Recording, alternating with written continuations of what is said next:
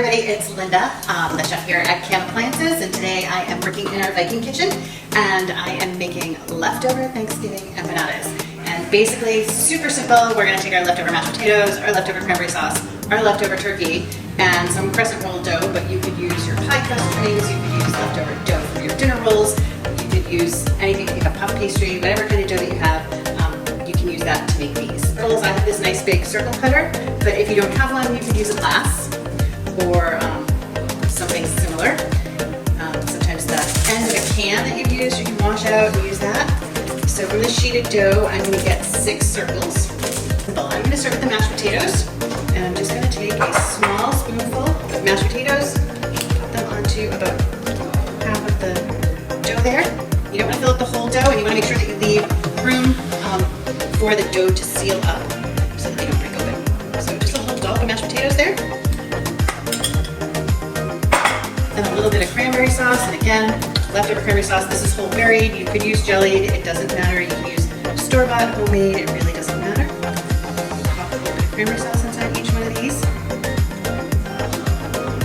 And then we're going to take the leftover turkey that we've got and throw a little bit of turkey in there. And we don't want to overfill them because we do want to be able to cover them up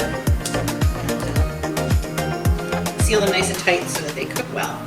Alright, so now they are filled. We're going to just kind of stretch this out and over and seal it up. Cut a bigger circle if you wanted. I like to just kind of seal them up with a fork so that they don't burst open. Some doughs you might need to add a little bit of water around that edge before you close them up so that they stick to each other and seal. But I find that with the crescent roll dough, it generally goes okay without that. Off of the paper here, put them on our baking sheet. Up, I'm going to brush them with a little bit of egg wash, and that's just so that they're shiny when they come out of the oven. This is just 1 egg beaten with about a tablespoon of water. They'll be enough to do a whole bunch of these. So you don't need to do any more than that. Just brush it over. And we are going to place these in our preheated 375-degree oven and let them cook for 15 to 20 minutes. Empanadas are cooking. I put my leftover gravy on the stove to simmer and heat up. Love the simmer on this burner. When you turn the burner on nice and high, if you heat it, it goes down to a nice low, and to simmer, it almost looks like there's no flame at all, which is really great. So just going to gently heat this up and get them ready for a dipping sauce to go into the empanadas. All right. So these are ready. It took about 15 minutes in this oven. Look at how beautiful and golden brown they are. We're going to pop them right up here to cool for a couple of minutes.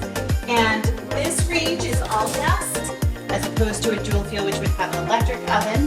This one also has convection that you can turn on or off at the push of a button. Super easy to use, preheats really quickly, which is great. There's a full-size oven on one side, and the smaller oven for your sides or casseroles or pies on the other. They're done, they're on the plate. I put a little bit of the gravy in this bowl over here. Let's break this open and see what it looks like inside. Melted together right in there. I'm gonna go ahead and give this a taste. Spoon a little gravy on top. So good, tastes just like Thanksgiving all over again.